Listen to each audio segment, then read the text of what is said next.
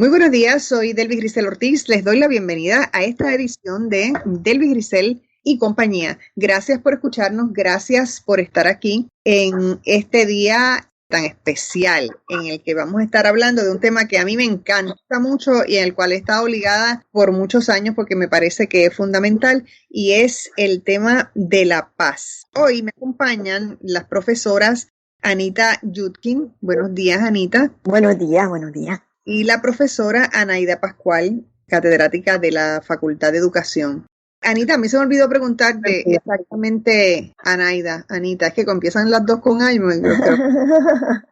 discúlpame, Anaida. Pero Anita, exactamente tú estás en dónde y cuál es tu especialidad. Sí, también soy catedrática, profesora en la Facultad de Educación de la Universidad de Puerto Rico, Río Piedras.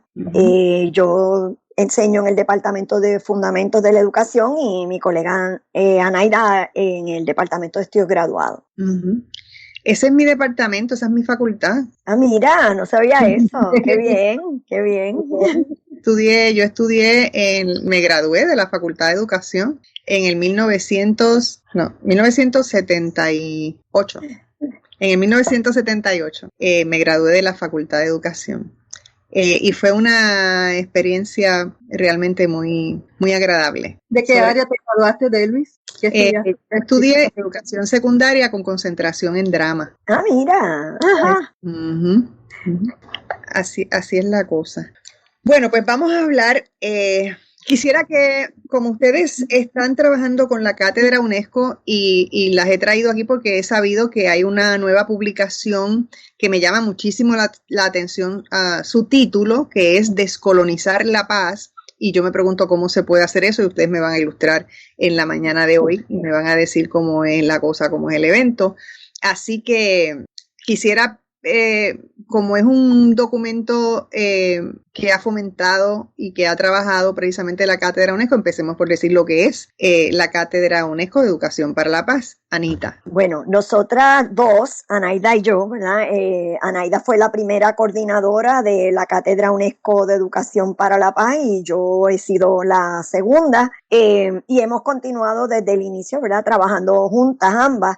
La Cátedra UNESCO de Educación para la Paz es un proyecto académico del recinto de Río Piedras de la Universidad de Puerto Rico, producto de un convenio de colaboración con la Organización de las Naciones Unidas para la Educación, la Ciencia y la Cultura, o la UNESCO, que se origina en noviembre de 1996 y que ha continuado renovándose durante todos estos años, así que en este 2021 conmemoramos nuestro 25 aniversario de un proyecto interfacultativo, interdisciplinario, intergeneracional. Últimamente hemos estado trabajando bastante con las aportaciones de nuestros estudiantes y nuestras egresadas. Y el objetivo principal de la cátedra es educar para promover una cultura de paz. Y los ejes que hemos trabajado a lo largo de los años pues son cultura de paz, derechos humanos y sustentabilidad.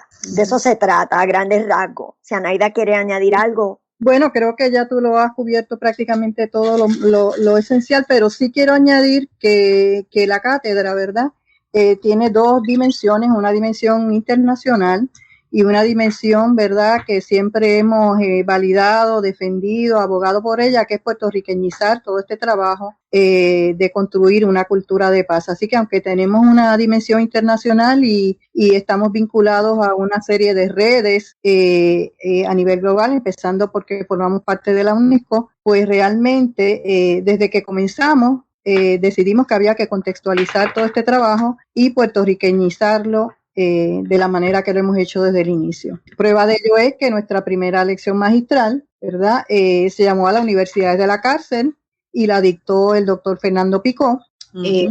Y estuvieron presentes dos confinados universitarios, o dos universitarios, más bien, como decía Picó, universitarios confinados, en aras de trabajar con el aspecto de la violencia desde una perspectiva positiva y desde el contexto puertorriqueño y de la juventud nuestra en ese momento. Así que siempre hemos trabajado a esos dos niveles, eso quería recalcarlo, y lo que tenía en mente, que ya Anita lo mencionó, esos tres aspectos de interdisciplinariedad de que somos interfacultativos y que trabajamos con las distintas generaciones, no solamente con jóvenes universitarios, sino en escuelas, en comunidades, y trabajamos por los derechos de los niños, la construcción de paz por los niños también. Un buen ejemplo es que Tere Marichal siempre ha colaborado con nosotros en su trabajo, ¿verdad?, con la niñez y la juventud puertorriqueña. Eso es lo que quería añadir. Sí, no, el trabajo de Tere Marichal, a Tere Marichal hay que erigirle un monumento, sinceramente. Así porque, es. Tere Marichal es una cosa realmente de otro planeta. Sí. Nosotros tuvimos el privilegio. El legado de Tere, ya a esta fecha, que ella es todavía una mujer joven, pero a esta fecha es un legado inmenso el de Tere Marichal. Nosotros tuvimos el privilegio de presentar el libro de ella de los derechos de la niñez el año pasado en la facultad, y fue todo una experiencia muy agradable, ¿no? Porque también participó con los niños de las escuelas Luis Muñoz Rivera y Elemental de la Universidad de Puerto Rico en proveerles los talleres para que ellos fueran parte de la presentación de ese libro en ese momento. Sí. Y le hicimos una especie de homenaje, ¿verdad?, desde la perspectiva educativa por todo lo que ha aportado a la educación en este país.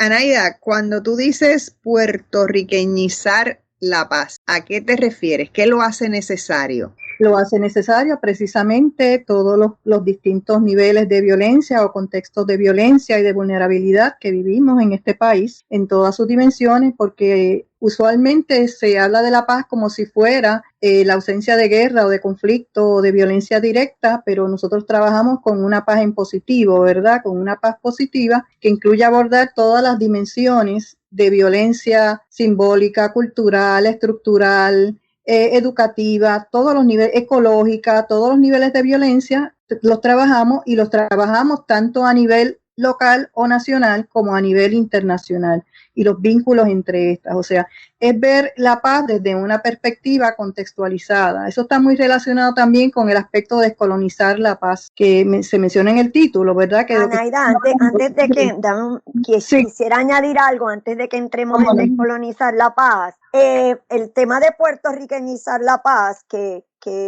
con el que iniciamos el trabajo hace 25 años, también entendíamos que era necesario, además de por la explicación que acaba de dar Anaida, porque la gente pensaba que no era relevante a nuestro contexto, que eso era algo abstracto, de lo que se hablaba, qué sé yo, para parar la guerra entre naciones, etcétera, y no veían el vínculo entre esas otras formas de violencia que Anaida menciona con lo que estaba pasando a nuestro alrededor.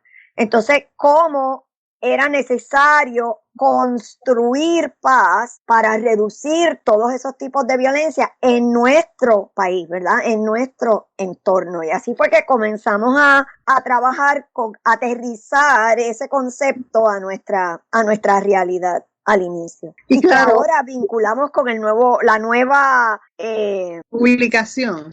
Con el nuevo concepto de descolonizar la paz que utilizamos para la publicación que ahora vamos a comentar. Sí, claro. Ana, ¿va a decir algo? No, que iba a decir que los dos términos están íntimamente relacionados, al igual que el término de paz integral. Son conceptos con los que hemos estado trabajando, que la paz tenemos que verla de una manera integral, no solamente la violencia directa, sino todas las condiciones que pueden aportar a la construcción de una cultura de paz genuina, ¿verdad?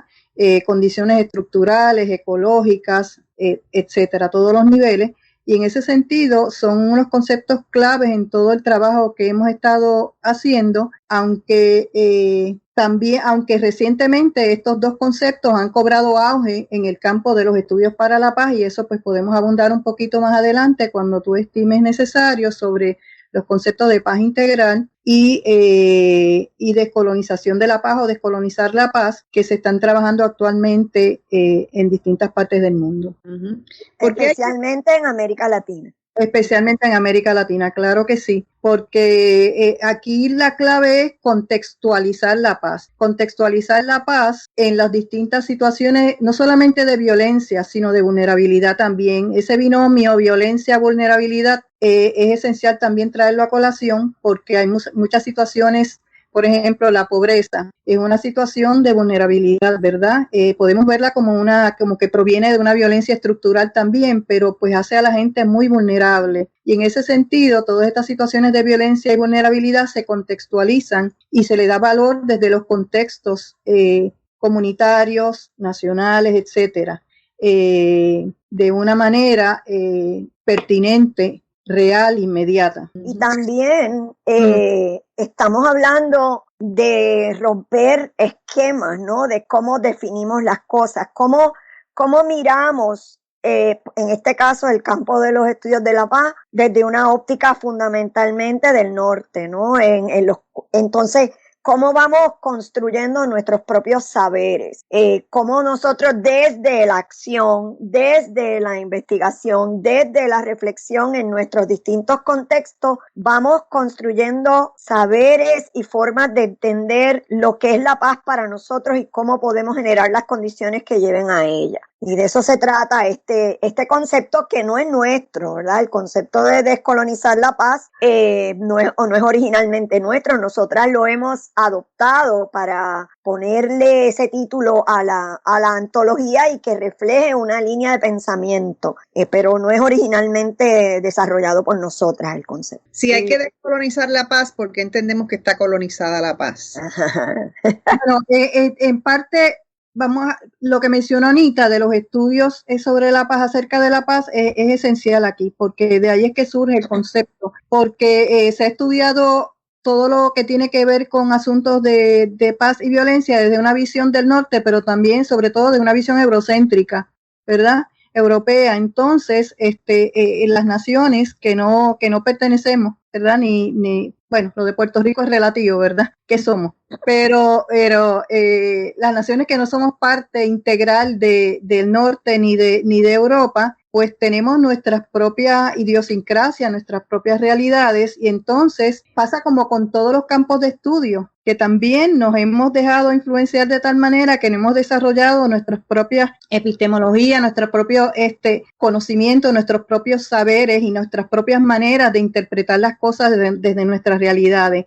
Así que es una ruptura con todas esas teorías y esquemas y modelos de educación para la paz, de cultura de paz, etcétera, que bueno, que los hemos asimilado e incorporado, pero nosotros ahora estamos desarrollando los propios desde nuestra propia óptica. Por ahí comienza, ¿verdad? Desde nuestras propias realidades. De eso se trata. Muy bien. Entonces, ustedes han creado este libro que se llama Descolonizar la Paz y que va a ser presentado de forma virtual. Me gustaría un poco que me hablaran en específico del proyecto. ¿Quieres que te hablemos del libro o de la presentación? ¿Del libro primero y luego de la presentación? No, vamos a hablar de la presentación del libro. Okay. Y para que la gente sepa dónde van a estar, cómo pueden acceder, qué día es, qué hora es, y entonces cuando los tengamos embollados con... Hablamos entonces del contenido. Miren la maravilla que van a tener en esta presentación virtual. Pues mira, es un buen puente porque uno de los autores estudiosos de este campo que trabaja el concepto de paz integral y de descolonizar la paz es un colega mexicano que se llama Eduardo Sandoval. Y Eduardo Sandoval es uno de los presentadores del libro y nos va a acompañar de manera virtual. Obviamente la presentación es de manera virtual. En la presentación del libro, que es el próximo 25 de marzo, jueves 25 de marzo, de 5:30 a 7:30, hora de Puerto Rico, y se va a transmitir por 2 canales, por el canal de YouTube de la Cátedra UNESCO de Educación para la Paz y por la página de Facebook de la Cátedra UNESCO de Educación para la Paz. Se va a transmitir en vivo en ambos foros, la página de Facebook y el canal de YouTube, y luego, ¿verdad?, se quedan esas grabaciones en ambos espacios. Y esa presentación cuenta, como dije hace un momento, con la participación de Eduardo Sandoval Forero de la Universidad Autónoma del Estado de México y otros 4 muy apreciados colegas que van a presentar. El libro tiene 5 secciones y hay 5 presentadores, uno por cada una de las secciones. Cada una de las secciones. Déjame mencionar las secciones. Tengo que hacer una pausa. Muy bien. Tan pronto regresemos de la pausa, pues entonces presentamos las secciones que tiene el libro. No se vayan, regresamos en breve. Estamos de regreso en Delvis Grisel y compañía. Si usted nos sintonizó un poquito tarde, estoy conversando con las profesoras Anaida Pascual y Anita Yudkin. Anaida, te interrumpí para la pausa en el momento que ibas a hablarme de las secciones del libro. Adelante, por favor. Bueno, es que hay una riqueza de tópicos y acercamientos en el texto que es impresionante, ¿verdad? Tenemos unos 44 ensayos, ¿verdad? Y además de eso, algunos de los ensayos están escritos por más de un autor. Así que tenemos, qué sé yo, no los hemos contado, pero posiblemente sobre 50 autores, 50 y pico, no sé, Anita, si tú los has contado. No tengo la cifra precisa, pero anda por ahí, sí. Anda por ahí, 50 y pico autores. Es un libro de muchas páginas. Sí, y entonces realmente nosotras hicimos una labor titánica de cómo organizar todos los escritos que recibimos a partir de la convocatoria, que vinieron de muchas partes del mundo. Los autores son hay muchos autores de Puerto Rico, pero hay muchos autores internacionales, y tenemos, como siempre procuramos, estudiantes también graduados y egresados nuestros, estudiantes activos, tanto de maestría como doctorales, que también escriben para la antología, un poco haciendo honor a esa visión intergeneracional de darle participación a la juventud. También tenemos jóvenes escribiendo, estudiantes. Los 5 ejes temáticos que articulan esta antología son los siguientes. El primero es educar para la paz, los derechos humanos y la sustentabilidad. El segundo se llama sistematización reflexiva de experiencias emancipadoras de paz. El tercero se llama construcción de paz, luchas, retos y controversias. El cuarto se llama universidad responsable, formación, investigación y acción por los derechos humanos y una cultura de paz. Y el quinto, que lo añadimos porque mientras estábamos trabajando la antología, ya estábamos a punto de cerrar, surgió el verano boricua del 2019 y quisimos integrar algo por lo menos, ¿verdad? Y se llama Verano Boricua 2019, Resistencia y Promesa, que fue algo que añadimos mientras estábamos finalizando la antología, fue algo adicional.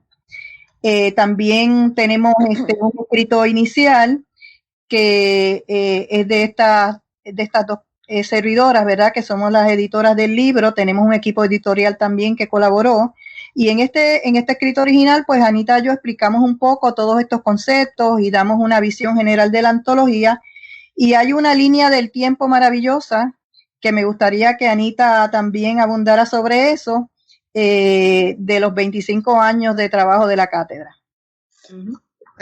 Sí, la línea del tiempo la trabajó Isamar Abreu Gómez, que es bibliotecaria en la Universidad de Puerto Rico, pero que fue estudiante de la Facultad de Humanidades y trabajó con nosotros cuando era estudiante de bachillerato como asistente de la cátedra y ha continuado colaborando ahora que es profesora, ¿verdad? Que tiene una función docente como bibliotecaria en la Universidad de Puerto Rico. Isamar trabaja esta línea del tiempo que recoge los eventos más importantes o centrales del trabajo que hemos realizado de una manera resumida y visual, con fotos, etcétera. Así que de las partes de la antología tiene una característica muy particular y le tenemos así como un cariño porque refleja grandemente el trabajo que hemos estado realizando. Pero quiero volver un momentito a quienes van a presentar esas distintas secciones del libro en la actividad del 25 de marzo. Sí, Anaida y yo vamos a trabajar una breve introducción y Samar va a hacer una muy breve presentación de esa línea del tiempo. Y como mencioné, hay 5 presentadores del texto, uno para cada sección. Esa primera sección de Educar para la Paz la va a presentar Eduardo Sandoval. La segunda sección de experiencias y sistematización de experiencias de paz la va a presentar Lourdes Torres Santos, que es una maestra de educación pública Montessori, egresada nuestra y colaboradora de la Cátedra UNESCO. La tercera sección que es la de construcción de paz, luchas, retos y controversias. La va a presentar el profesor Eduardo Lugo Hernández de la Universidad de Puerto Rico en Mayagüez, que tiene unos proyectos muy interesantes con los jóvenes estudiantes y del recinto de Mayagüez. Uno de ellos se llama Impacto Juventud, Aula en la Montaña. Están haciendo un trabajo interesantísimo de construcción de paz en el oeste de la isla. Él va a presentar esa tercera sección de construcción de paz. La cuarta de Universidad Responsable, la verdad que tenemos un grupo de presentadores de lujo, ¿no? Nos honra Ethel Ríos Orlandi, que fue rectora del recinto de Río Piedras y en este momento ha trabajado ha tomado un papel muy importante de liderazgo en el proyecto de ley de reforma universitaria, en la Comisión de Reforma Universitaria. Y finalmente la sección sobre el verano boricua la presenta Lester Caleb Santiago de la Mesa de Diálogo Martin Luther King. Ellos son los que nos van a acompañar en presentar el libro de acuerdo a las 5 secciones en el que lo hemos organizado. Y de Lester me gustaría añadir que Lester Caleb Santiago tiene la mesa de diálogo y sobre todo Lester tiene una trayectoria de trabajar con la juventud, sobre todo desde el verano del 2019, con todo lo que sucedió en procesos de análisis y proyecciones, así que es una persona muy versada sobre el verano de 2019 y lo que implica para nuestro país. Quisiera, para que no se asusten, son 5 presentadores, pero cada uno tiene un máximo de 10 minutos.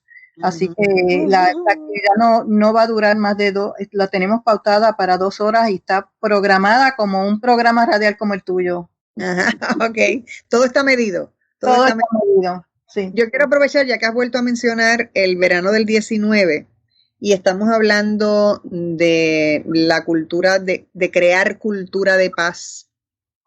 Yo creo que el verano del 19 es un ejemplo maravilloso de lo que es la cultura de paz en Puerto Rico y de las transformaciones que han habido, porque sacar a un gobernador, que un país, si vemos la historia en otros países, no, en la mayoría de los países no ocurre como ocurrió en Puerto Rico. Puerto Rico realmente, yo creo, hablando de cátedra, Puerto Rico dio realmente cátedra y fue fuente de inspiración para muchos países. Que la gente se movilizara, porque aquí hubo una movilización ciudadana. Los ciudadanos decidieron salir a la calle a defender unos derechos y a decir basta a un sinnúmero de cosas, y se hizo en general, porque vamos a hablar de lo general, no vamos a hablar de dónde hubo fuegos aquí o allá, porque eso realmente fue mínimo en comparación con todo la grandeza de cómo y quienes estuvimos dentro de esas protestas podemos dar fe de lo que era la solidaridad de todos los puertorriqueños y las puertorriqueñas dentro de esas protestas, de cómo todo el mundo se ayudaba, todo el mundo se protegía.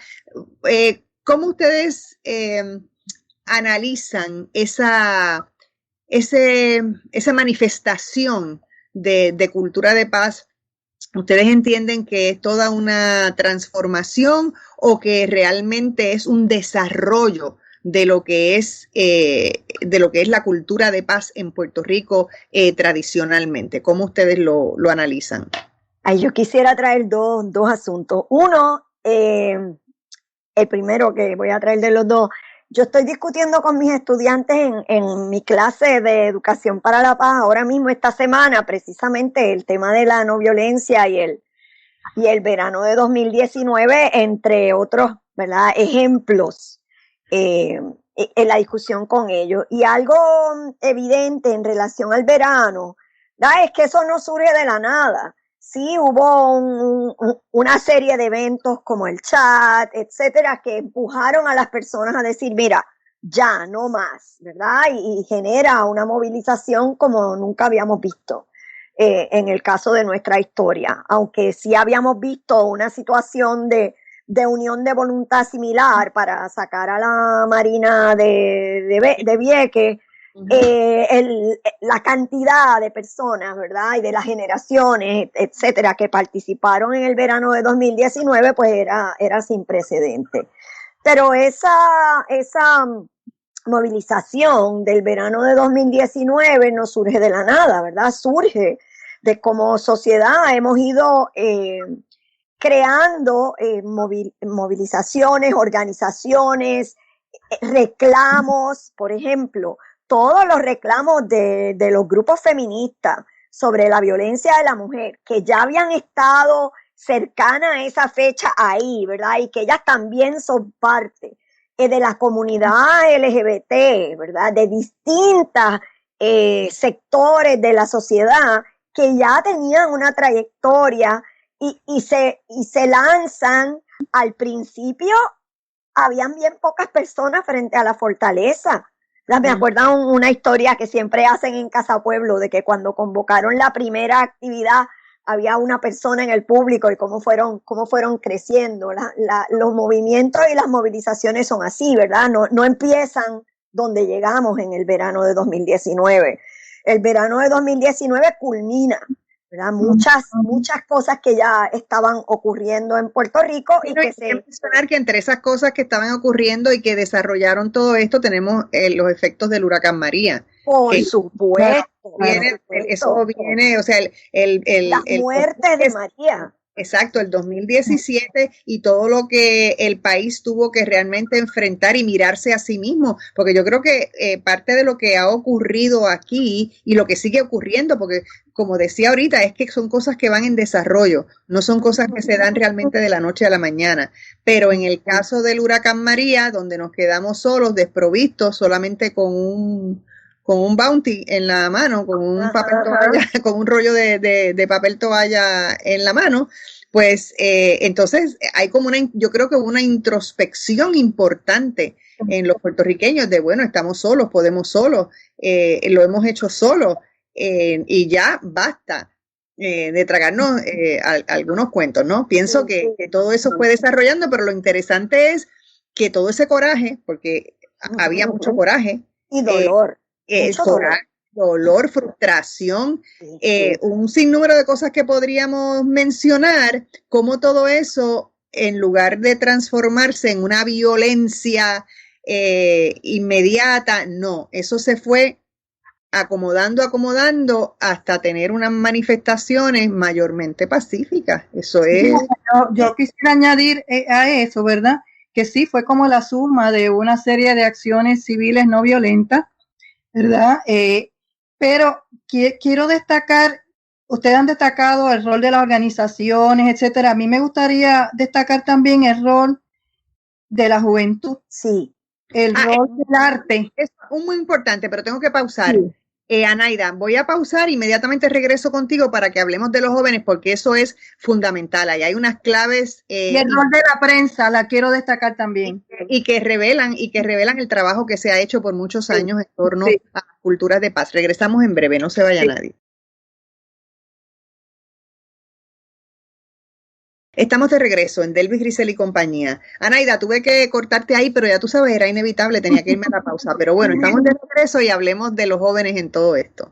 Sí, quería decir tres cositas con respecto al verano de la 2019 y lo de los jóvenes es un asunto, que esto fue como la suma, ¿verdad?, evolutiva de una serie de acciones civiles no violentas y se muestra el valor que tiene la no violencia, que no podemos hablar de cultura de paz, de construcción de cultura de paz, si no hablamos de los medios, tienen que ser unos medios no violentos. Y en ese sentido, y las acciones y la no violencia implica acción, por eso hablamos de acción de la no violencia. Así que vimos la suma de todas esas acciones civiles y pacíficas no violentas, pero aquí también quería destacar el rol del arte, que lo vimos a todos los niveles, que fue un rol, la importancia del arte para construir cultura de paz, la importancia de la juventud, el rol central de la juventud y la prensa. Y yo quiero destacar el asunto de la prensa Delvis, porque nosotros hemos destacado el rol de la prensa en construcción de paz desde el inicio. La primera lección magistral hace ya más de 25 años, además de los confinados, quienes fueron los interlocutores con Fernando Pico y los universitarios confinados, fue Yolanda Vélez Arcelá, y después de eso seguimos invitando a la prensa para participar en nuestras actividades, dada su importancia. No, yo quiero aprovechar a Naida para señalar que ahorita estábamos hablando de Tere Marichal, a quien había que erigirle un monumento, a tu hija también hay que erigirle un monumento. Hablando de asuntos de gente que rompe barreras y hace cosas extraordinarias, Omaya Sosa Pascual. Aplauso para Omaya. Un aplauso para Omaya en todo el trabajo. Valiente, no porque sea mi hija, pero es valiente, es una valiente periodista, sí.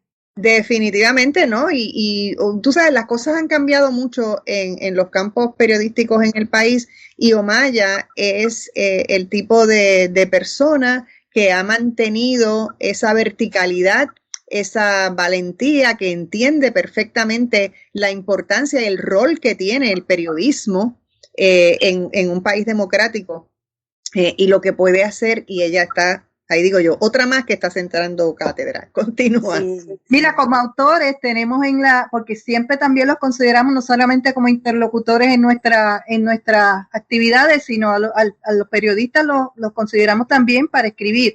Tenemos el privilegio de tener en la parte de verano del 2019 un artículo de Benjamín Torrecotay sobre el verano del 2019, ¿verdad? Hablando de Omaya, hay un artículo, pero no es porque sea Omaya, sino es porque es un conjunto de periodistas que hizo para el Centro de Periodismo Investigativo para el asunto climático. Veíamos que ese era un asunto clave, y entonces hay un artículo de 3 periodistas, entre ellos Omaya y un periodista del Caribe que ahora se me escapa su nombre, son 3 periodistas que escriben sobre las implicaciones del cambio climático para el Caribe. Así que esa es una los autores de ese escrito, que se llama Huracanes exponen décadas de negligencia gubernamental en la preparación para el cambio climático en el Caribe. Los autores son Freeman Rogers, Omaya Sosa Pascual y Emanuel Estrada López, del Centro de Periodismo Investigativo. Sí. Okay. Y entonces en el verano del 2019, aunque es la sección más corta, tiene solamente 3 ensayos porque fue una que incorporamos ya cuando estaba finalizada. Tenemos 3 visiones importantes, pues tenemos la de Benjamín desde el periodismo, ¿verdad? Torrecotay, tenemos una visión educativa antropológica de Federico Moscoso, y tenemos Sintro Moscoso, porque él es antropólogo y es profesor universitario y es educador, y tenemos también a Javier Colón, que escribe un artículo ya más bien de análisis desde la universidad y desde la academia con respecto a lo que sucedió en el verano del 2019. Así que es la culminación, ¿verdad?, de esa antología. Quiero añadir que, aunque no está en la sección del verano boricua, está en la sección de construcción de paz, luchas, retos y controversias, porque no habla solamente del verano boricua. Hay un escrito de la colega, miembro de la Cátedra UNESCO, Liliana Coto Morales, que se llama Movimientos Sociales y Movilizaciones, otra mirada a las crisis. Y ahí ella sí hace un estudio, una reflexión, un análisis es la palabra que estoy buscando. Un análisis de cómo es que se van dando esos movimientos sociales y las movilizaciones contemporáneas ante las crisis que enfrentamos, entre ellas, ¿verdad?, la del verano boricua del 2019, y quería hacer esa conexión con ese otro escrito que está en la antología. Y como tú ves, Delvis, nosotras pues estamos entusiasmadísimas con todos los contenidos porque son muy valiosos. Yo quiero destacar que aunque hay 5 secciones, tenemos unos ejes también que son transversales en la antología, como bien mencionó Anita. Y yo quiero mencionar 3 de ellos. El arte está a través de toda la antología de las 5 secciones, ¿verdad? Y la importancia de las artes para la construcción de cultura de paz. El aspecto ecológico, ambiental y ecopedagógico está a través de toda la antología, por la importancia que eso tiene, cambio climático, etcétera. Todo eso está a través de toda la antología en las distintas secciones. Y también otro aspecto transversal es lo que llamamos nosotros la sistematización, ¿verdad?, de experiencias, que son experiencias de cultura de paz que se hacen pero no se documentan y entonces se sistematizan para compartirlas, se organizan y se escribe sobre ellas y se documentan para compartir lo que se ha hecho. Así que hay mucha sistematización de experiencias de construcción de cultura de paz a través de toda la antología también, de distintos tipos de proyectos comunitarios, universitarios, escolares, que nos parece que es una aportación muy valiosa para darlos a conocer. Yo pienso que el arte, en el caso del verano del 19, fue un eslabón importantísimo que yo lo llamaría el alma de la protesta. Yo creo que todas estas manifestaciones artísticas que se dieron permitieron la unanimidad. Porque si algo fue maravilloso en esas protestas del 19 es que se protestó de todas formas posibles, encima del agua, debajo del agua, en las carreteras. Fue tanto y tanto el arte. Entonces yo creo que el arte lleva a una conexión profunda en la intimidad del ser humano, es vital. Yo creo que es vital para crear ese ánimo de paz. Y es vital para educar. Exacto, es vital para educar. Sí. Pero yo creo que crea empatía. Crea empatía. La forma en que el artista se va expresando logra persuadir el ánimo, el instinto. Lleva todas las cosas que son controversiales a otro nivel. Y cuando nosotros vemos que no había realmente, no hubo, como decir, no, tú no puedes protestar de esa manera porque, aunque hubo la cosa con el perreo intenso, pero eso realmente fue o sea, no se les impidió realmente que protestaran como ellos querían y además fue como una cosa muy liviana que nadie le hizo caso realmente y se permitió, todo tipo de protesta fue permitido y todo el mundo se sintió que bueno, es que aquí vamos por somos muchos cuerpos con una sola mente, tenemos un propósito único y eso también es algo que influye en la propuesta de paz, ¿sí o no? Fíjate, y en el fondo, cuando hablamos de arte pensamos únicamente en artistas, pero si hablamos del potencial creativo de todo ser humano, estuvo presente, porque es que todo ser humano, aunque no fuera artista, sacó lo mejor de sí, no lo negativo, sino lo mejor de sí, desde la pancarta hecha en tu casa, hasta la indumentaria, hasta la canción que tú cantabas en una esquina, hasta la cacerola, el maquillaje, o sea, ese potencial creativo que es una cosa que sale de lo más profundo de cada ser humano y le da autenticidad, estuvo presente. Entonces yo creo que esa creatividad le dio autenticidad, creatividad personal también. Tuvieron las artes ya por artistas y por artistas en particular conocidos y amados por este pueblo que también dieron la cara por nosotros, ¿verdad? Y también unieron gente. Pero cada persona en sí sacó su potencial creativo de manera auténtica para reafirmarse de manera unitaria. Así que me parece que sí, que fue maravilloso. Yo creo que todo el mundo es artista. Lo que pasa es que no todo el mundo se dedica al arte. Claro. Como lo hace Rafi Treyes, Carmelo Sobrino, Nicky Jano, y podemos seguir mencionando. Pero realmente el arte está dentro de cada ser humano. Claro. Esa es la realidad. Tú sabes que Carmelo Sobrino, que es una persona adorada para mí, que fue mi maestro de pintura, yo recuerdo siempre en el camino que la gente le decía, ay, pero es que yo no sé dibujar, yo no sabría cómo dibujar, y las palabras de esa persona siempre le decía, ¿tú sabes escribir tu nombre? Sí, yo sé escribir mi nombre. Ah, pues tú sabes dibujar. Porque escribir tu nombre en cursivo, eso es un dibujo. Lo que pasa es que nosotros, pues, culturalmente y educativamente no nos hacemos unas confusiones y unas cosas que no son lo real y llevamos a la gente a pensar que no tienen un artista dentro. Pero si hay alguien creativo en el planeta Tierra son los puertorriqueños y las puertorriqueñas, claro. Y los memes te lo dicen. Eso es así, yo digo que en situaciones muy, muy, muy difíciles el humor nos salva y lo vemos en los memes, ¿verdad? Y la música es una cosa maravillosa. Yo quería destacar, ¿verdad?, de esos ejes transversales que menciona Naida, el de las artes. Hay 3 escritos que tienen que ver con teatro. Y son trabajos súper hermosos en el sentido de que son concepciones educativas, propuestas educativas desde el teatro de varios colegas y exalumnas egresadas, que son trabajos maravillosos. Por supuesto, también está el trabajo de Tere Marichal sobre el uso de los cuentos, ¿verdad? Se llama, déjame ver cómo se llama el trabajo de Tere. ¿Ah? Puentes de palabras, cuentos para la paz. Así se llama el texto de Tere, y los textos de teatro incluyen uno, bueno, el primero es de danza, ¿verdad? En realidad, pero es como forma de expresión. Danza comunitaria para escenario de paz, de Viviana Rivera Rondón, egresada nuestra. Sí.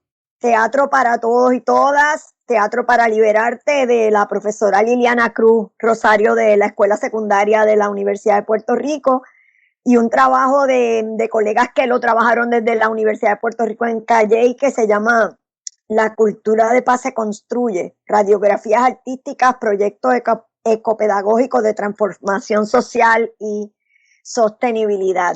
Dentro de ese campo.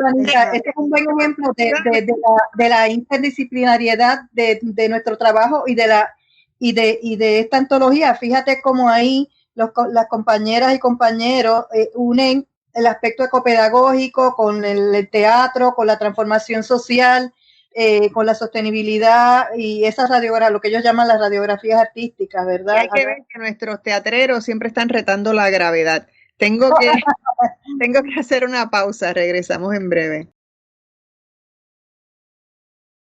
Estamos de regreso. Si algo yo estoy orgullosa de nuestros teatreros, cómo retan la gravedad, porque realmente si hay gente que está desprovista de recursos y de un montón de cosas, de ayudas y no sé qué, son los teatreros, y hay que ver las maravillas que siguen haciendo para mantenerse a flote. Aún en la pandemia, que de verdad los han abandonado por completo. Sobre todo en la pandemia, todo en la pandemia. Continúa, Naida, y perdona que te tuve que interrumpir otra vez para la pausa. No, estaba hablando de que la antología es reflejo también del trabajo que hemos hecho, ¿verdad? Que es interdisciplinario y hasta transdisciplinario, diría yo, que va mucho más allá de las disciplinas, y son las disciplinas en función de la construcción de cultura de paz. Yo creo que nosotros es importante en términos de la educación para la paz, que a veces el tema, tal vez las personas la vean como una cosa muy abstracta, como una cosa que está puesta en otro sitio y no como algo que está colocado en el centro de tu vida. Y entonces yo creo que si nosotros vemos todos estos ejemplos que están dentro de este documento que ustedes están publicando, son una muestra, es más, son un mapa de una realidad que nosotros ya vivimos, y que es importante que nosotros de forma individual y colectiva pensemos, ¿qué hago yo cada día para fomentar la paz, para crear cultura de paz? Cada acción tiene una reacción igual o distinta. Por lo tanto, si nosotros cuando tomamos decisiones, antes de tomar la decisión pensamos en la consecuencia, es mucho lo que nosotros podemos resolver, y mucha más la cultura de paz que podemos desarrollar. Como estamos en el último segmento, quiero que volvamos, hacemos como un breve paréntesis de lo que estamos hablando para volver a decir cuándo va a ser la actividad, cómo se pueden unir, a través de cuántos sitios se pueden unir y cómo pueden tener acceso al libro para leerlo. Bueno, muy bien. La actividad, presentación de este libro del que estamos conversando, es el jueves 25 de marzo, de 5:30 a 7:30 de manera virtual, y se pueden conectar a la presentación en vivo a través de la página de Facebook de la Cátedra UNESCO de Educación para la Paz, o el canal de YouTube de la Cátedra UNESCO de Educación para la Paz. En ambos se va a transmitir en vivo y luego queda la grabación que pueden consultar posteriormente.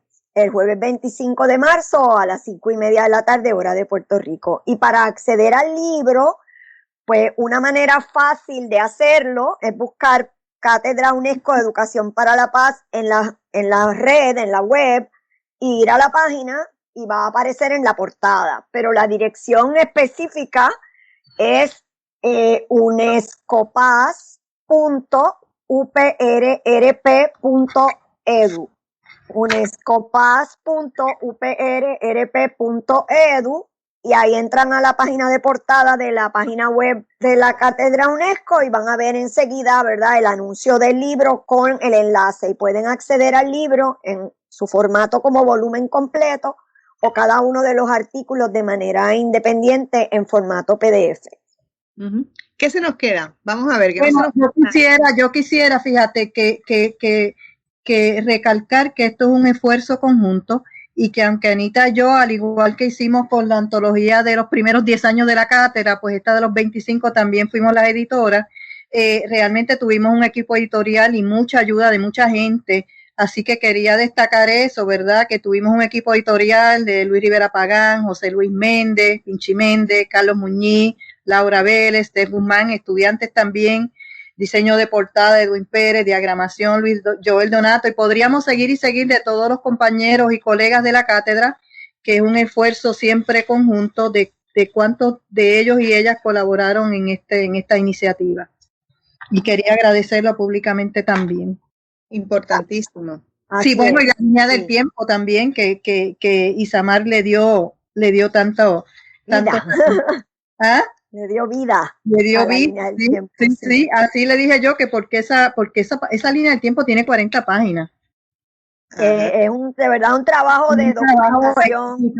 Es un trabajo de documentación, sí. Eso es como un bordado. Es un bordado, es hermoso, y yo le lancé el reto y me dijo que sí, que iba a trabajar en eso, que le diera vida, que le diera movimiento, fue lo que yo le dije, para darle vida. Y ella dijo, pues sí, hay programas para eso y lo voy a hacer.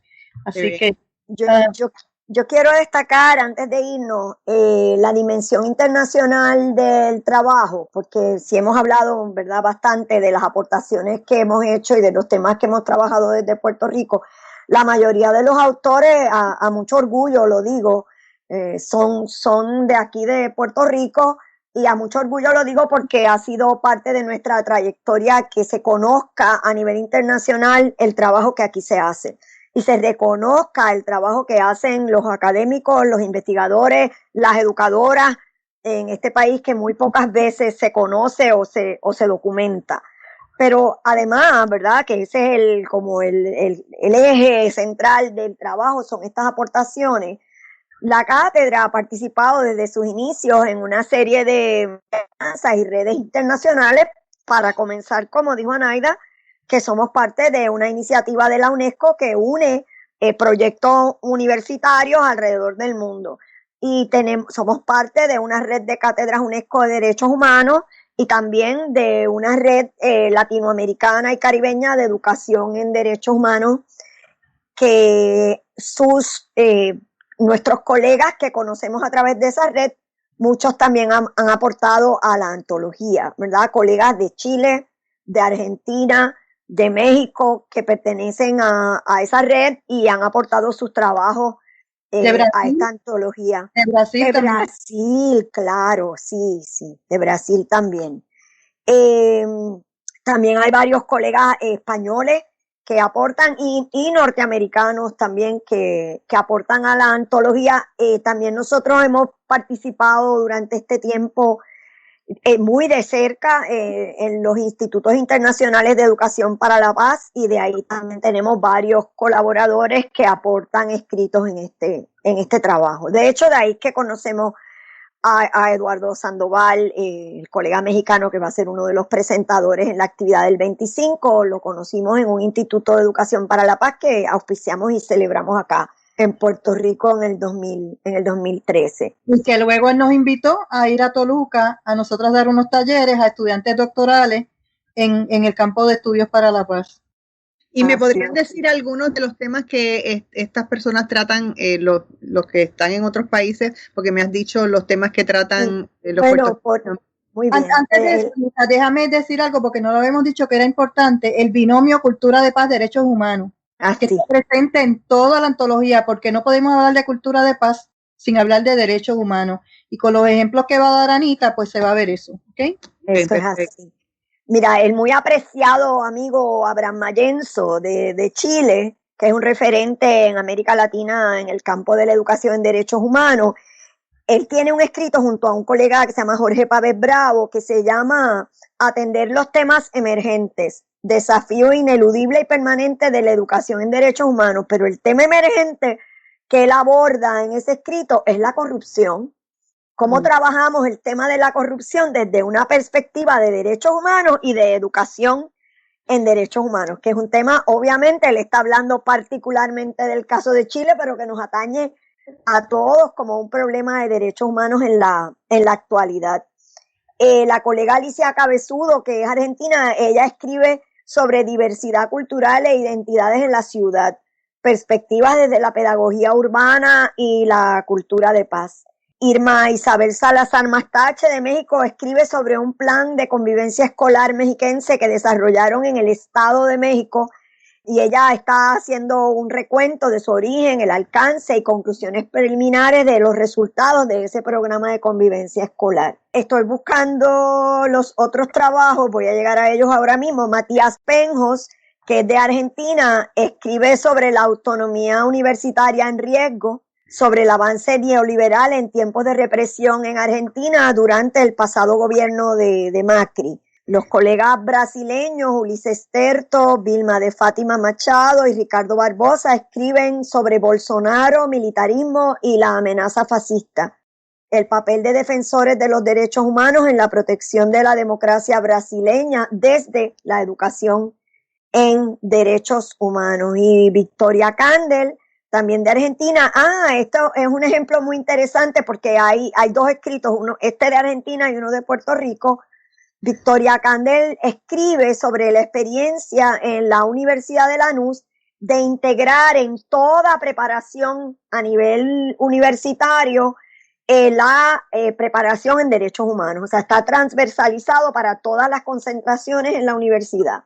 Y se llama así, Transversalizando la formación en derechos humanos, el caso de la educación superior en Argentina. Y entonces las colegas Marisa Franco Tibbs y Edna Benítez Laborde de la Facultad de Estudios Generales de la Universidad de Puerto Rico escriben sobre una nueva concentración menor en derechos humanos en la Universidad de Puerto Rico y sus inicios, y ellas le llaman los derechos humanos y la educación general, una propuesta universitaria de transformación social. Y que no se nos quede, Anita, el trabajo de Soledad Arnau Ripolles desde España, porque ella trabaja con la violencia de género que ocurre en las universidades españolas. Y entonces ella presenta una propuesta de paz, igualdad de géneros y no discriminación, que incluye toda la comunidad LGBT, en las universidades españolas, desde el trabajo y el proyecto que han estado haciendo ellos en particular. Y que es un tema muy pertinente para nosotros. Es un tema muy pertinente, claro. Y sobre este tema hay dos aspectos adicionales. Hay un trabajo sobre masculinidades contestatarias en Puerto Rico, de Heriberto Ramírez Ayala, y hay un trabajo también sobre la homofobia en Puerto Rico de Luis Rivera Pagán. Así que es un tema, ¿verdad? De fundamentalismo religioso y homofobia. Ok, se me ha terminado el tiempo. Estoy muy agradecida. Gracias a ti. Encantadísima de haber podido conversar con ustedes sobre estos temas que me apasionan a mí, igual que les apasionan a ustedes, y que creo que es tan importante que lo tomemos en consideración y que lo veamos día a día. Así que ya saben, 25 de marzo, no se lo pierda nadie. Muchas gracias a Anita Yudkin, muchas gracias a Naida Pascual. Amigos, muchísimas gracias. Muchísimas gracias a ti por tu invitación. Muchísimas gracias por escucharnos, que tengan un día maravilloso y sobre todo lleno de mucha paz.